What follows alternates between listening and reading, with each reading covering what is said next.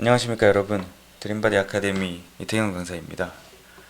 오늘 지난 시간 척추 인대들에 이어 척추 디스크에 관해 함께 공부를 해보도록 하겠습니다.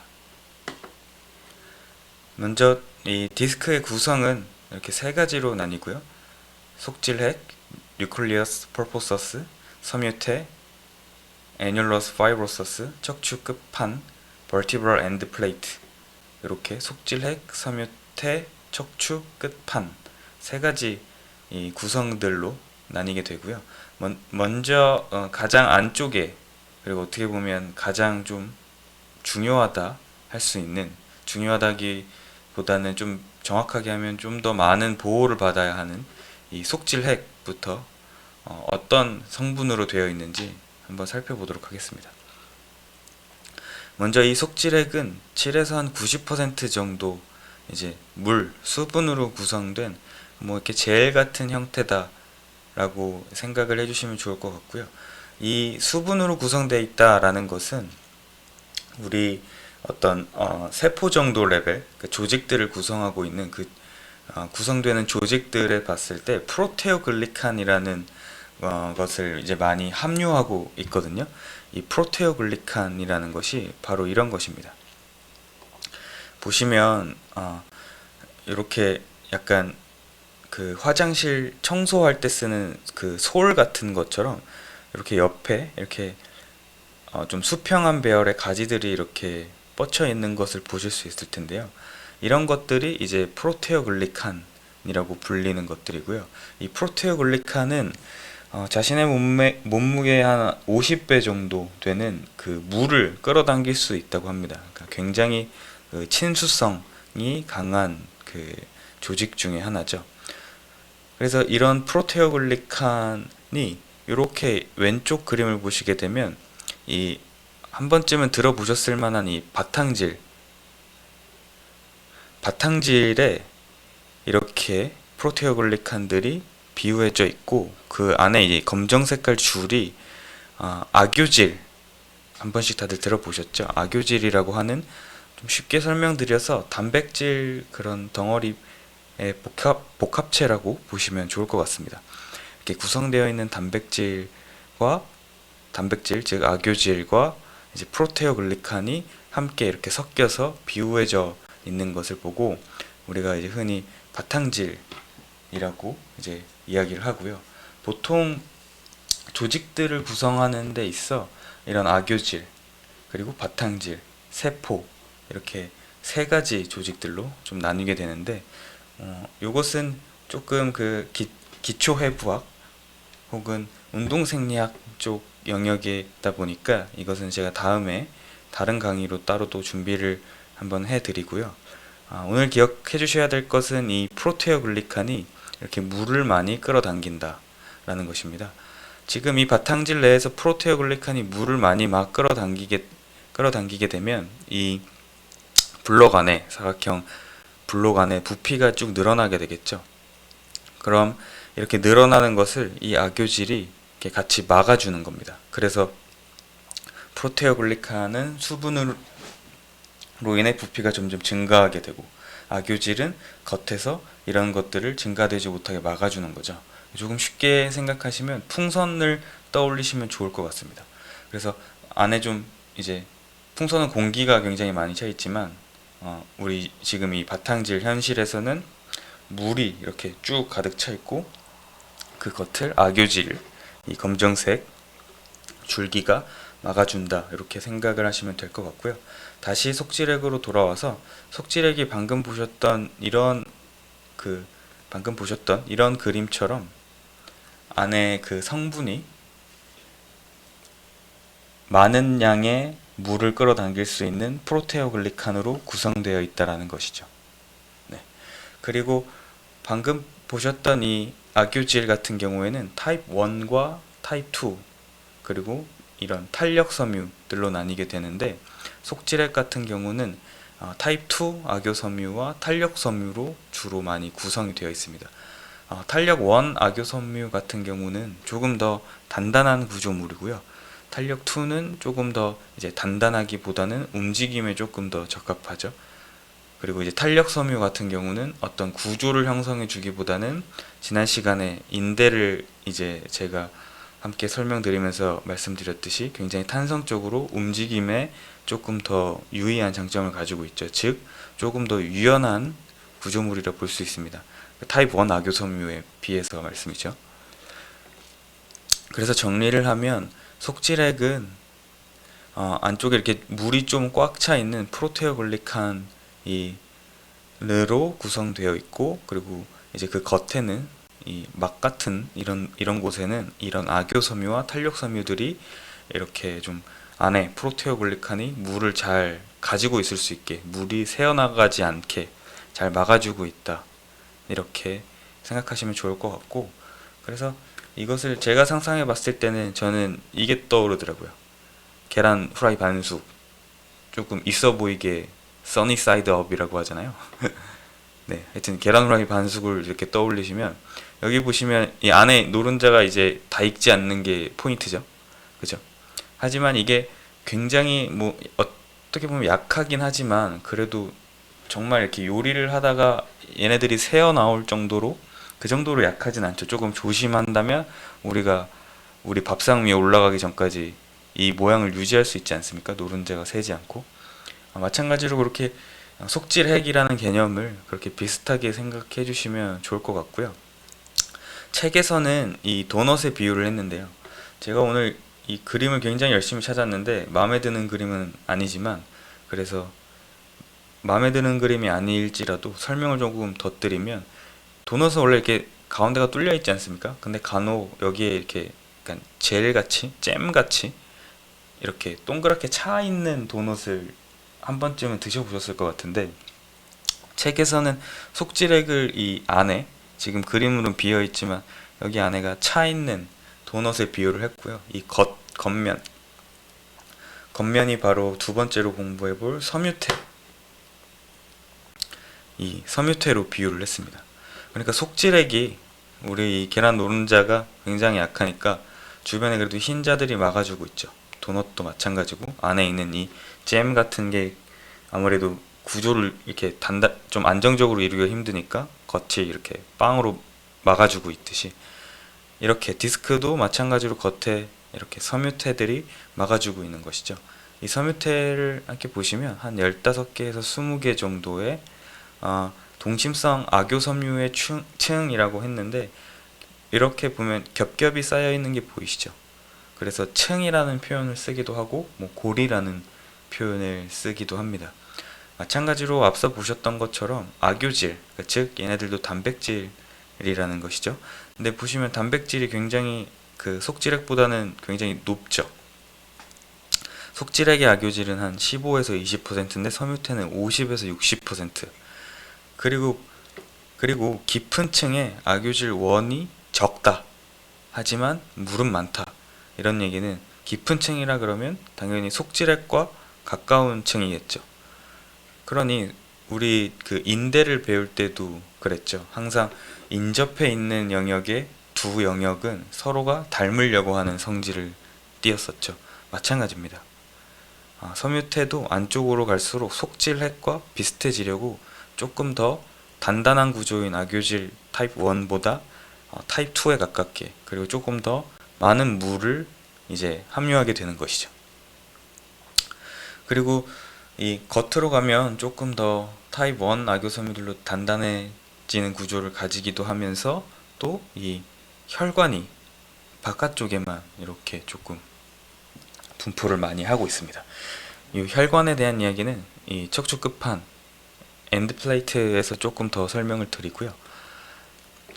이 섬유태의 배열을 조금 면밀히 살펴볼게요. 보시면 약간 이렇게 사선으로 기울어져 있는데 층마다 방향이 각각 다 다르죠.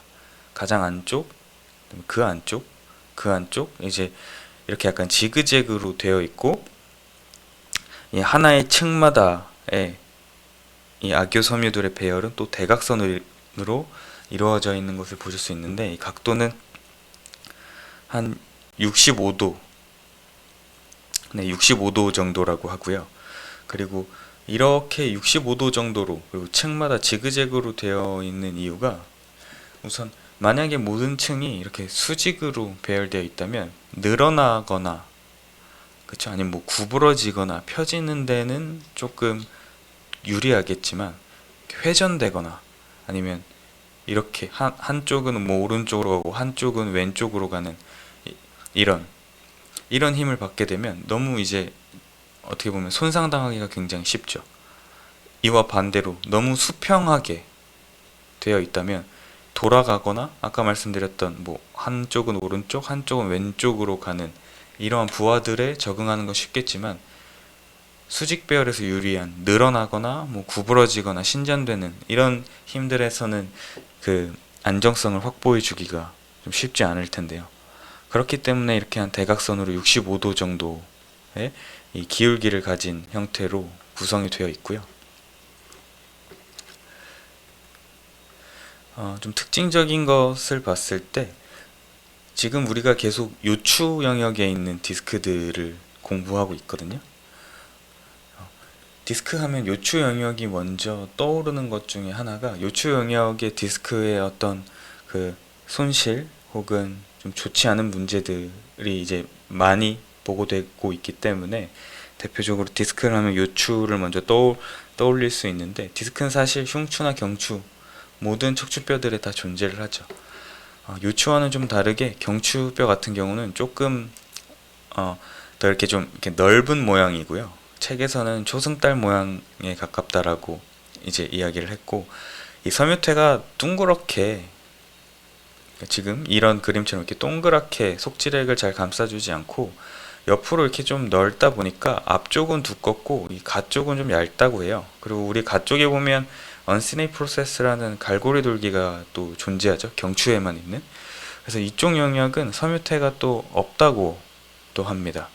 그리고 또 조금 추가적으로 이 뒤쪽 영역에 우리가 지난 시간에 배웠던 뒤세로인대가 존재하잖아요. 이제 몸통의 뒤니까 이 뒤쪽의 섬유퇴는 방금 배우셨던 이 65도가 아니라 그냥 한 수직 방향으로 뒤세로인대와 같이 평행한 구조로 또 되어 있다고 합니다. 네. 자, 그리고 다음 이제 엔드 플레이트, 척추 끝판을 보실 텐데요. 지금 요 보시는 이 갈색 요 부분이 척추 끝판이고요. 우선 안쪽으로 보시면 섬유퇴와 굉장히 단단한 또 이 결합을 하고 있고요. 대신 이 아이들은 좀 중요하고 굉장히 좀 재밌는 게, 척추뼈 아래와 위, 그러니까 몸통 위 아랫면을 덮는 이 연골성의 결합 조직입니다.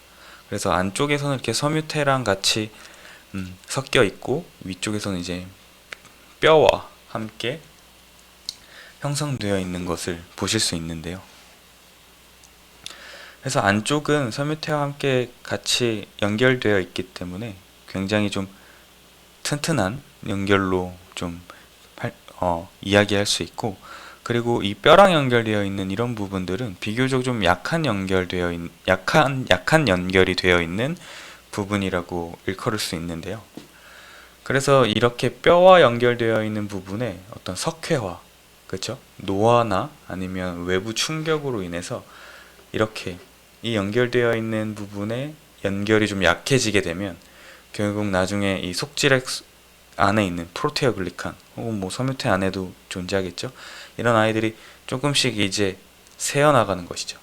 그렇게 되면 우리가 이제 흔히 알 수 있는 뭐 디스크로 인한 통증들의 어떤 문제를 일으킬 수 있는 원인이 또 되기도 합니다. 아까 섬유퇴를 설명드리면서 섬유퇴 이제 바깥쪽 주변 고리들에만 혈관이 분포하고 있다라고 말씀을 드렸는데요. 안타깝게도 안쪽에는 혈관이나 산소, 즉 이렇게 얘네들이 회복, 뭐 치유, 생성과 같은 그런 에너지를 받기 위한 직접적인 역할을 해줄 수 있는 것들이 이 섬유퇴 바깥쪽과, 그리고 이 뼈에 있는 혈액, 에너지들이 이렇게 안쪽으로 전달이 되어야 하는데요. 근데 만약에 방금 말씀드렸던 것처럼 이렇게 석회화가 이루어지면 당연히 이렇게 안쪽으로 전달되어야 하는 그 혈액 그리고 뭐 에너지 같은 것들의 공급이 원활해지지 않고 이러한 혈액 같은 것들의 투과성이 굉장히 줄어들게 됩니다. 그래서 다시 한번 좀 설명을 드리면 섬유태 바깥쪽에만 이제 혈관이 분포하고 그리고 또 혈액은 뼈 안에도 굉장히 많게 되잖아요. 그 역시 이 척추 끝판의 바깥쪽에서 이제 혈액을 공급받을 수 있는 것이죠. 바깥쪽에서 안쪽으로 혈액과 산소 같은 이제 에너지 이런 그 디스크 자체의 구조를 잘 유지시켜 줄 수 있는 에너지들을 공급받아야 되는데 이런 약한 연결로 인한 석회화가 진행이 되면서 속질핵 속에 프로테오글리칸이 빠져나가서 즉 수분을 잃거나 그렇게 되면 이 산소나 혈액과 같은 에너지 공급받는데 좀 좋지 않은 문제들이 생겨나게 된다라는 것입니다. 자, 이렇게 이야기를 하니까 뭔가 이 디스크는 계속 좀 지켜줘야 되고 보호받아야 하는 아이처럼 들리는데요. 우리가 또 이 너무 과잉 보호를 해준다는 것은 또 너무 좀 좋지 않지 않습니까? 어느 정도 적절한 또 보호 아래 또 튼튼해질 수 있게 잘 사용되는 것도 굉장히 중요한데요. 지금 이것은 디스크가 압박, 즉 좀 좋은 압박을 받을 때 어떤 형태로 이제 받게 되는지를 나타낸 그림이고요. 차분히 좀 설명을 드리면 척추에 전해지는 이 부하는 80%가 이 디스크로 가고요. 20%가 후관절, 그러니까 vertebral arch, 우리 그 SP, TP 이런 아이들 있는 그러니까 근육이나 인대들이 주로 많이 부착되는 그런 돌기관절들이나 후관절들의 한 20% 정도가 이제 부하를 또 분산시켜 줍니다. 그러니까 주로 많은 부하를 이 디스크에서 처리를 해주는데요. 재밌는 것은 척추 이 디스크 자체도 점탄성 성질을 갖고 있어서요. 그러니까 점탄성이라고 하면 탄성에 시간이 이렇게 더해진 것입니다. 우리 그 뉴만 책에서는 이렇게 나뭇가지에 매달려 있는 사과를 표현했는데요. 사과가 이렇게 잘 익은 사과가 뭐 오전 8시, 오후 8시에 이 위치를 보면 점점 나뭇가지가 이렇게 내려가는 것처럼 우리 헬스장에서 보면 바벨에다가 플레이트 왕창 꼽아두고 퇴근했다가 다음날 오면은 저기 바벨 휘어있지 않습니까? 그런 것처럼. 그러니까 느리고 조금 작은 부하에서는 좀 유연하게 좀 적응이 되면서 모양이나 형태를 좀 바꾸려고 하고요. 빠르거나 강한 부하에서는 훨씬 더 단단해지려고 합니다. 그러니까 디스크도 마찬가지로 좀 더 빠르거나 강한 부하에서 구조 자체를 단단해지게 만들려고 하는 것이죠. 자, 그러면 이 지금 대략적인 원리들은 설명을 들으셨으니 어떻게 변하는지, 어떤 구조로 변하게 되는지 같이 살펴보면요. 우선 위에서 이렇게 압력을 받게 되면 이 척추 끝판 엔드 플레이트가 속질핵 쪽으로 이렇게 이동되게 되죠. 그럼 속질핵은 이 안에서 이제 정말 좀 정상적인 디스크를 가지고 있다면 물이 새어나가지 않겠죠. 그러니까 이 좌우로 밀게 됩니다. 그러면 섬유태들은 이렇게 위아래로 늘어나게 되죠. 이것을 윗면에서 보면 이런 식으로 부채꼴 모양으로 속질핵은 모든 방향으로 섬유태들을 밀어내려고 하고 섬유태는 이 속질핵을 조금 더 안전하게 감싸주기 위해서 이렇게 늘어나지게 되죠. 그러면 이렇게 섬유태는 어떻게 보면 안으로 속질핵을 밀려고 하고 속질핵은 바깥으로 이제 섬유태를 밀려고 하죠. 어떤 이런 힘의 균형이 이렇게 조금 평행이 되면서 서로 반대 방향으로 힘을 쓰지만 힘의 균형이 조금씩 이렇게 평행을 이루면서 압박력이 향상이 되면서 안정성이 함께 길러지는 것이죠. 그럼 이렇게 전달되는 압박력들의 안정성은 그대로 척추 끝판으로 다시 전개가 돼서 척추 끝판이 우리 뼈랑 뼈끼리 연결해 준다고 하지 않았습니까? 그래서 이 척추 끝판에서부터 이 압박력 힘들이 이 압력을 고르게 척추뼈로 전달해 주는 것입니다. 그래서 이러한 것들을 우리가 일상생활에서 보시게 되면 이렇게 허리를 구부리고 앞쪽에 무거운 물건을 들었을 때 지금 이 색깔이 다른 것은 그냥 연구만 다른 거고요. 압력 상승에 대한 정도를 보여드리고 있는 겁니다. 그래서 이렇게 무거운 물건을 들고 허리를 구부렸을 때 압력이 이제 가장 높게 되고요. 물건을 들었지만 허리를 좀 펴고 있으면 압력은 좀 이렇게 덜하게 되죠. 그래서 여기서 볼 수 있는 것은 허리를 좀 이렇게 구부리게 되면 이제 압력이 이렇게, 즉 안에 있는 물이 이제 소실되게 되고요. 피고 있으면 압력을 아무래도 좀 덜 받기 때문에 그런 물에 소실되는 것들을 조금 예방하거나 아니면 다시 수분을 흡수할 수 있는 포지션으로 바뀌게 되는 것입니다. 그래서 이렇게 MRI 디스크를 이렇게 보아도 지금 보시면 가장 많이 이제 문제가 생기는 4번, 5번, 그리고 1번 이 사이의 디스크들의 이 속질액에 이 물은 빠져나가서 이제 디스크가 소위 말해서 좀 삐져나와 있다라고 이제 표현을 하죠. 그래서 척수 신경을 직접 이렇게 살짝 약간 압박시키는 것처럼 이제 보여지는데요. 이렇듯 속질액의 압력을 잃는 것이 이러한 자세들도 있지만 어떤 노화 현상으로도 이러한 압력을 또 소실시킬 수도 있고요. 그리고 자거나 누워 있거나 그렇게 되면 다시 속질액 안에 물은 다시 이제 흡수가 되어서 다시 이 흡수가 되었다는 얘기는 이 디스크 공간 자체가 다시 좀 이제 넓어질 수 있다라는 것이 되겠죠. 네. 그렇게 되면서 우리가 흔히 말하는 그 사람들의 키 차이, 뭐 아침에 키를 재야 더 크다라는 것도 이제 잠을 자면서 허리가 이런 식으로 좀 펴져 있게 되고 아무래도 척추 자체가 서 있지 않고 옆으로 누워 있어서 부하를 좀 덜 받으니까 이 디스크의 그 압력이 좀 덜해지면서 속질핵이 다시 수분을 좀 흡수를 하게 되죠. 아까 말씀드린 그 프로테오글리칸 그 섬유로 인해서, 성분들로 인해서. 네, 그래서 좀 끝으로 정리를 조금 하면요.